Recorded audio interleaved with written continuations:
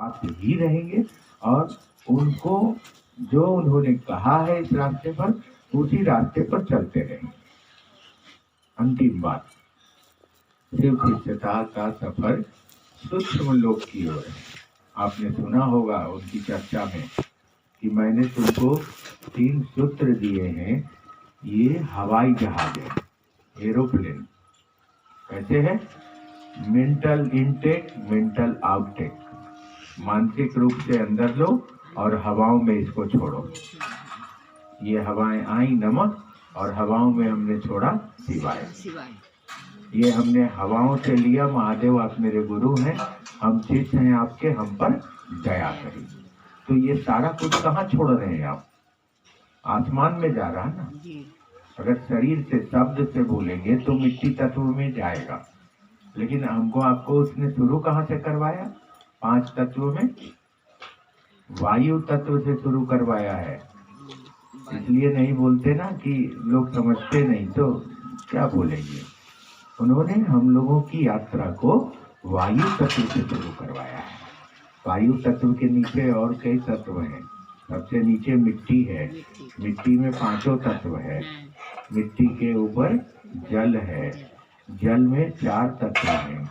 जल के ऊपर अग्नि है, अग्नि में 3 तत्व हैं। अग्नि से ऊपर वायु है, वायु में 2 तत्व हैं। और सबसे ऊपर आसमान है, आसमान में 1 तत्व है मात्र, शाफ्ट। तो हम लोगों का स्टार्ट उन्होंने कहाँ से करवाया? वायु तत्व से। ये आध्यात्मिक बात है, ये शिव चर्चा में जो उन्होंने समझाया। हमारी शुरुआत करें वायु तत्व से। वायु तत्व से क्यों करवाया? वायु तत्व की पकड़ मिट्टी तत्व में नहीं है। वो जब भी निकलेगी तो ऊपर जाएगी। हवाएं, आप चूल्हा जला दें कोयला वाला, तो उससे जो धुआं निकले वो नीचे नहीं जाए, ऊपर जाए। किसी भी तरह की हवा हो तो ऊपर जाएगी। मिट्टी तत्व से अगर हम चलेंगे तो हमारा नीचे की ओर जाएगा। मैग्नेटिक फोर्स, गुरुत्वाकर्षण नीचे की ओर जाएगा। इसके बाद जो है जल तत्व, आप 10 तल्ले बिल्डिंग से भी नीचे गिराए उसको तो नीचे ही जाएगा, ऊपर नहीं जाएगा। अग्नि तत्व से थोड़ा थोड़ा ऊपर जाने लगता है। कैंडल जला के भी उलट देंगे तो कैंडल से अग्नि ऊपर जाएगा। और वायु से वो प्यूरिफाइड हो गया, अब उसको कहीं नीचे कोई स्कोप नहीं है। तो इस बात को समझ लेना है कि हम शिव के लोग हैं। हमारा स्टार्टिंग पीरियड इस 5 टाइप्स ऑफ एलिमेंट्स तत्व में 4 नंबर पे स्टार्टिंग है। इसके नीचे स्टार्टिंग नहीं है इसका। लेकिन हम लोग कहाँ स्टार्ट कर रहे हैं? मिट्टी तत्व पर। मिट्टी तत्व क्या है? तू मैं, ईर्ष्या, क्रोध, लोभ, अहंकार, घृणा, तोड़ चोड़, इसका उसका, ये बढ़िया वो खराब, हमाट हमाट, ये मिट्टी तत्व है। मिट्टी तत्व में ये खींचता है, ये आकर्षण है इसका, ये अपनी ओर खींचता है। और जैसे वायु तत्व पर हमारी यात्रा चलेगी, हमारा मन हल्का हो जाएगा, हल्का हो जाएगा। तो ये वायु तत्व से शिव शिष्यता है। इसमें क्या है? इनटेक हवा, आउटटेक हवा। हे शिव, आप मेरे गुरु हैं, मैं आपका शिष्य हूँ, मुझ शिष्य पर दया करो। ये क्या करेगा? एक स्ट्रक्चर बनाता है जिसको एरा बोलते हैं अंग्रेजी में, हिंदी में जिसको आभा मंडल बोलते हैं। आदमी जब बैठता है तो उसके चारों तरफ उसका आभा मंडल होता है। ये उसका अपना एरा है, जो उसके अंदर है वो उसके बाहर घूम रहा है। तो हमारा आभा मंडल बन रहा है और हम वायु तत्व से स्टार्ट लिए हैं। तब वायु तत्व से उन्होंने कहा है कि मैंने तुमको एरोप्लेन दिया है, हवाई जहाज दिया है। फिर लोगों ने नहीं समझा तो नीचे की बात करने लगे। हम लोगों ने कहा कि बोले कि किसको समझाएंगे यार, भैंस के आगे बीन बजाए बैठी भैंस को घुराए, वही हाल है, किसको बताएंगे। लेकिन सब कुछ उन्होंने कह के दिया है। कहा कि ये तो हवाओं का खेला है, ये तो अंदर से आ रही बाहर और बाहर से जा रही अंदर और सीधे आसमान को जा रही। तब वो टच करेगी उस परम पिता को, शिव को। अगर मिट्टी तत्व पर रहेगी तो वहां तक टच करने में बहुत समय लगेगा। कहा कि सेंटिमेंटल टच करना है, भावनात्मक लगाव रखना है। तो सेंटिमेंटल टच क्या है? भावनात्मक लगाव हवाओं के माध्यम से शिव को स्पर्श करती है, क्योंकि शिव होल सोल निराकार सत्ता है। अब उस निराकार सत्ता को आप कैसे टच करोगे? जो परमात्मा है, जो ईश्वर है, जो लॉर्ड शिवा है, क्योंकि आत्मा उसी से आई है, बंध गई है मन के धरातल से जीव भाव में, तो जगत की सोच रही है। लेकिन जैसे इससे पास आउट होगी, अगर इसके अंदर आध्यात्मिक ऊर्जा होगी, मेंटली स्ट्रेंथ होगा, तो ये सीधे फ्लाई कर जाएगी जहाज की तरह। अगर इसके अंदर आध्यात्मिक ईंधन नहीं होंगे तो क्या करेगी? यही रेस्ट कर जाएगी, जैसे गिर जाना, जहाज का गिर जाना। अब रेस्ट करेगी तो क्या है? 84 योनि, 84 क्या 84 लाख योनि, उसमें इसको डिस्ट्रीब्यूट करेगा, स्थानांतरण करेगा, जाना पड़ेगा। कल भी हमने इसको छुआ था कि अगर इसी बार निकलना चाहते हैं तो हमको आपको ये शॉर्ट टाइप ऑफ मेथड अपने मेंटल पे अप्लाई करना होगा, या और कुछ नहीं शिव चर्चा। इसीलिए प्रसाद, अगरबत्ती, पैसा, कपड़ा, व्यक्ति, सम्मान कुछ नहीं, इसीलिए नहीं। इधर का होता तब होता, लेकिन ये तो उधर का है, और ये बात कोई समझ नहीं रहे। जब देखिए तो भैया जी के पीछे, दीदी जी के पीछे बहुत गुस्से में होते थे साहब। जब भी कोई आदमी उनसे मिलने गया और उनको छोड़ के कहीं गया, इतना गुस्सा होते थे कि मैं आपको बता नहीं सकता हूँ, क्योंकि वो जानते हैं कि मेरे सिवा जो लोग मिलेंगे इसको धरती की ओर ले जाएंगे। और उनकी चाहत है, ललक रहती थी कि कम से कम एक स्टेप भी तो इसको महादेव की ओर बढ़ा दे। बहुत ललक रहती थी इसको। तो इसीलिए आप इन बातों को समझिए कि हमको आपको मेंटली, स्पिरिचुअली और बिल्कुल उस हाईली फ्लेम जिसको एयर बोलते हैं, उस एयर में पास करते हुए शिव तक अपने स्पर्श को पहुंचाना है। उधर प्रयास करिए ना, इधर क्यों कर रहे हैं? इधर तो ये होता रहेगा जब तक रहेगी दुनिया। उस समय भी कम लोग हुआ करते थे, तो आपने सुना होगा मंथरा, कैकई, लंद, फंद, ऐसे ऐसे लोग हुआ करते थे। इसके बाद भी आपने सुना शकुनी और कौन कौन, ये जब युग रहा कम लोग थे। अब बहुत ज्यादा पॉपुलेशन है, पूरे वर्ल्ड का सबसे बड़ा पॉपुलेशन है इंडिया, अब हो गया है। तो बहुत सारे लोग हैं, इधर ऐसे ही होगा, इधर ऐसे ही चलेंगे लोग। अब आप तय करना होगा कि मुझको चलना कहाँ है, जगत की ओर कि शिव की ओर। अगर शिव की ओर चलना है तो वो बैठा है हरिद्रानंद, उन्होंने कहा है आओ चले। और इस लाइन में भी बहुत सारा तथ्य है। एक लाइन, ये बहुत बड़ी चीज है, आप उसको देखिए, किताब को पढ़िए, ऊपर के हेडिंग को, उसमें लिखा है आओ, उसके बाद एक कौमा है और तब लिखा है चले शिव की ओर। कौमा मीन्स रुकिए, पूरा का पूरा स्टे नहीं कर जाइए, लेकिन ठहरिए। कौमा ठहराता है और पूर्ण विराम फुल स्टॉप करवाता है। इंग्लिश का ये जो जैसा है, तो उसका मतलब ही मीनिंग समझना होगा। इनके किताब में पूरी दुनिया छिपी हुई है। बहुत सारे शब्दों का लोगों ने विरोध किया, उनके पास रहने वाले, कि ये शब्द कट जाएगा, नहीं जाएगा। उन्होंने कहा अगर ये शब्द काट दोगे तो पुस्तक ही नहीं भेजेंगे, जला दो इसको, तब वो किताब में वो शब्द भी रहेंगे। तो ये जो हेडिंग है आओ कौमा चले शिव की ओर। कौमा मीन्स कौन कह रहा है आओ, कौन कह रहा है? साहब श्री हरिद्रानंद, वो बुला रहा है आओ आओ आओ, सबको बुलाना। कितना प्यार है उसका, इस लाइन में कितनी मोहब्बत छिपी है। आओ और रुको, मतलब डायरेक्ट पास मत कर जाओ। कहाँ रुको? मेरे पास आओ, कौमा दिया, मेरे पास रुको। अब वो हम सबों को लेके चलेंगे शिव की ओर। क्लियर? अब बीच में कहीं नहीं रुकिएगा किसी के चक्कर में, किसी व्यक्ति में, किसी की बात में, तो वही ले जाएगा। एक वही विमान है, वही एक ऐसा बैठा है जो सबसे नीचे तल्ले के लिफ्ट में लिफ्टमैन बन के बैठा है। आपको बताऊं, लिफ्टमैन जो सीढ़ियां में चढ़ाता है लिफ्ट में, वो बैठा है। लिफ्टमैन ही हमको सबसे ऊपर वाले मंजिल पर ले जाएगा। अब लिफ्ट मैन से झगड़ा कर दीजिएगा तो सीढ़ी पर चढ़ के जाइएगा 40 तल्ला जाइए, अगर पहुंच सकिएगा तो पहुंचिए। तो लिफ्ट मैन है और सब कुछ है साहब श्री हरिद्रानंद। तो एकदम पॉजिटिव थिंकिंग में बढ़िए, एकदम इसको फाड़ते हुए निकलिए, महादेव के चेला की तरफ निकलिए। किसी की मत सुनिए, किसी की बात मत मानिए, किसी की ओर नजर मत रखिए। वो हॉर्स हेड की तरह, हॉर्स आई की तरह रखिए। आपने टमटम देखा है, घोड़ा वाला गाड़ी?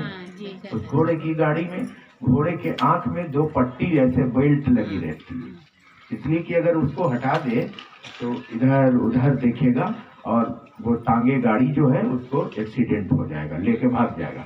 इसलिए उसका सीधा बेल्ट लगा है, एकदम डायरेक्ट आई सेट सामने देखेगा। जस्ट लाइक आध्यात्मिक लोग ऐसे ही होते हैं। अगर ऐसी स्थिति होगी तो महादेव हैं और बड़े गुरु भाई का प्यार है, हम होंगे कामयाब, हम बनेंगे महादेव का चेला, हम महादेव को अपना बना के चलेंगे। यह बिल्कुल सत्य है, परंतु यहाँ डाइवर्सन बहुत ज्यादा है, कन्वर्सन बहुत ज्यादा है। इन चीजों से अपनी मेंटालिटी को हटाना है और वायुमंडल से जुड़कर वायु तत्व से शिव तक अपनी मानसिकता का स्पर्श करवा लेना है। बेटा वही है जो स्पर्श करवाएंगे। ये सारी चीजें खींचेंगी हमको, हम तो इतना जल्दी जीव का शिव हो जाना, अरे वाह, ये आसान है क्या? बहुत बड़ा काम है। कितने लोग शरीर मर गया, कुत्ते उसमें चूहे बिल्ली रहने लगे, तब जाके और चेतन मन पर ईश्वर आए और उसको वरदान दिए कि तुम और हम शिव को अपना लेते हैं। तो ये बातें हमको आपको सोचनी होगी कि अपने मेंटल बॉडी को हम शिव के चरण में स्पर्श करवाएंगे, और इसके लिए वही हवाओं का माध्यम। हे शिव आप मेरे गुरु हैं, हे महादेव आप मुझ पर दया करिए, नमः शिवाय भाव रखेंगे, महादेव का चरण, उनके चरण में प्रणाम, शरीर का रोआ सिहरने लगेगा। अगर आप इस ईयरवेज में अपने आप को डालेंगे तो आपको महसूस होने लगेगा एट ए टाइम, जिस वक्त आप शुरू करेंगे उसी वक्त आप चल पड़ेंगे और आध्यात्म की दुनिया में सबसे शिखर पर बैठे परम शिव को अवचेतन मन से प्राप्त कर अपनी जिंदगी को भी सुकूनत बना पाएंगे और इस दुनिया से वापस की यात्रा भी ठीक होगी, लोगों को भी आप सीधा ले चलेंगे। इसलिए सावधानी बरतिए।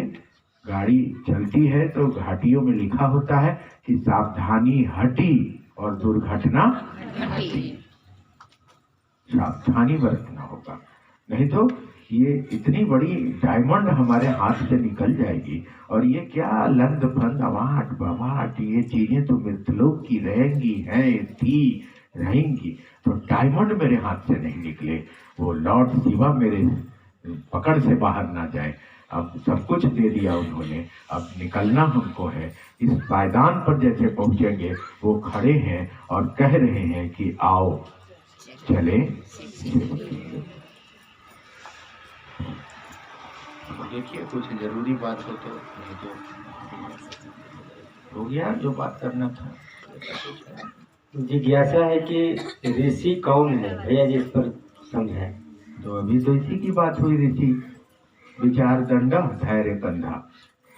ऋषि का मतलब हुआ जो रस्सी के समान सीधा है। ऋषि वही है जिनके ध्यान में, जिनके नींद में महादेव आते हैं, स्वप्न में शिव आते हैं। कैसे? मेंटल बॉडी से हम कनेक्टिव रहेंगे तभी तो वही ऋषि है, सहदेशी का वही ऋषि है जिनका कॉन्सेप्ट सीधा है। उसमें कोई भाया मीडिया लांग लपेट आवाट बामाट, निगेटिव थिंकिंग, जगत का भाव, व्यक्ति का आकर्षण, आदमी का कुछ नहीं है। वो सीधा जा रहा है, एक सूत्र लिया है और उस सूत्र पर चला है और उस सूत्र के पथ पर चलकर उसके मुकाम तक पहुंचने की दिशा में बढ़ रहा है। उसे ऋषि कहा जाता है। अगला जिज्ञासा है, महादेव का तस्वीर फटा हुआ है, घर में रख सकते हैं? हाँ क्यों नहीं, उसी पर एक दूसरा कोई नया तस्वीर लेके मढ़वा दीजिए, वो नीचे रह जाएगा और नया वाला ऊपर हो जाएगा, वो भी अंदर ही रह जाएगा और उसके ऊपर भी हो जाएगा। वैसे कोशिश करिए कि अब महादेव का तस्वीर अपने दिल में उतार लें। कितना कहाँ कहाँ फोटो टांग के हम लोग चलेंगे। अब तो हर जगह जरूरत पड़ जाती है उनकी, तो वो हमारे दिल में उतर जाए, उसकी तस्वीर मेरी तकदीर बन जाए, मेरी तकदीर के एक एक डाल में, मेरे दिल के एक एक तार में शिव शिव शिव शिव शिव बजने लगे, ऐसा हो जाए। अब कोशिश करना है कि वह तस्वीर अब मेरे दिल में बस जाए। वैसे घर में भी है तो फटी हुई है, तो उसके ऊपर से एक अच्छी तस्वीर लेके मढ़वा दीजिए।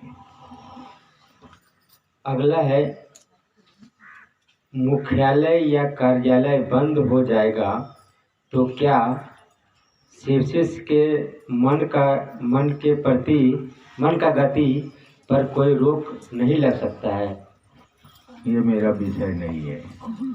मैं इस विषय पर आपको अभी बैठते बताया कि मेंटली स्ट्रेंथ होने के लिए कुछ विषयों से हमको बाहर निकलना पड़ेगा। और शिव शिष्यता के मुख्यालय स्वयं हरिंद्रानंद जी थे, हैं और रहेंगे। अगला है कि नाम का घोषणा करने का सही तरीका क्या है? भैया जी समझ। कल ही बात हुई है, नाम पूछिए बता दे, उसके बाद 3 सूत्र की व्याख्या समझा दीजिए, कहे तो उसके नाम को अंतरिक्ष में छोड़ दीजिए, महादेव को प्रणाम कीजिए, चल दीजिए। अगर कोशिश करिए, आपके अगल बगल में है तो पानी पटाते रहिए। जैसे बहुत सारे पौधे ग्रेवियन में लगे होते हैं तो उन पौधों में हम पानी पटाते हैं, लेकिन बहुत सारे पौधे जंगलों में हैं तो उनमें हम कहाँ पानी पटाते हैं। तो जो हमारे पकड़ में है उसमें हम पानी डालते रहें। शिव शिष्यता का जहर वाला मत डाल दीजिएगा। जहर मीन से ईर्ष्या वाला, उसका वाला में मत जाओ, इसका वाला में मत जाओ, ये नहीं डालना। महादेव वाला पानी, उनकी दया वाला पानी डालते रहें ताकि वह पौधा अंकुरित होके वृक्ष का रूप ले और बरगद बन जाए। जब बरगद हो जाएगा तो हाथी भी बांध देंगे तो वो हिलेगा नहीं। अगर ही छोटा है उसको बकरी चर जाएगी, और जब बकरी चर जाती है ना तो जल्दी वो पनपता नहीं है, तो इसका देख रेख करना चाहिए, उसको बचाना चाहिए, उसमें पानी महादेव की दया वाली डालनी चाहिए, उसको महादेव का आदमी बनने तक जो हमारे पकड़ में है, हमारे आसपास में है, नियरेस्ट है, उसमें हमको थोड़ी मेहनत करनी चाहिए ताकि हम जब निकलें तो हजारों पौधे इस इलाके में शिव शिष्यता के खिलते फूल और फल लदे।